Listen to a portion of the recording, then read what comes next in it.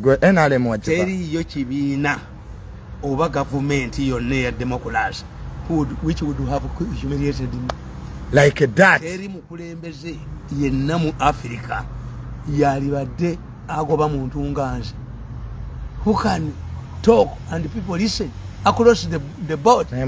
Who could go oyine motoka oyina abasirikale ne bakola bazijjo emotoka yaki kati bagoba wange wali emotoka meka wake wange wali emotoka nyingi epitirivu. Yes, benze zimezemu omu bagitekamu amafuta. That vehicle helps government. Yamba government is akulaba mu namba za government. An opposition man asobola kwogera nawe.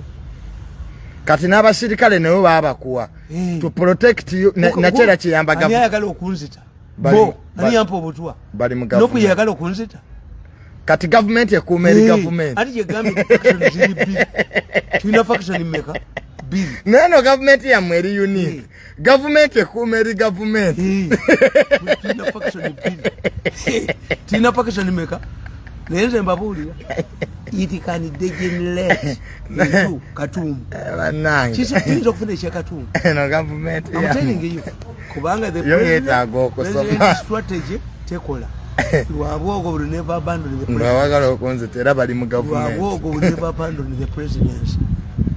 Why? No, he cannot trust his wealth to anybody. Two, according to what they said in their meeting, because is hostile to them. Kubaba amukola bubi Museveni told them to Uganda apologize to Mugozi because they refused to meet them.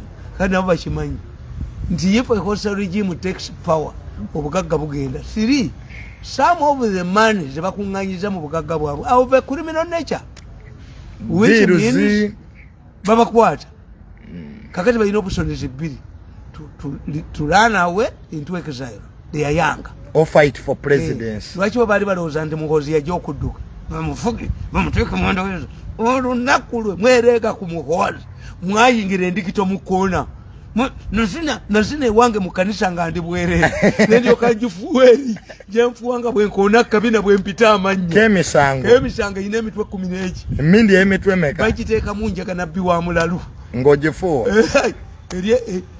k'emisango erina gwekubye bwemuwanika bwemuzaawo.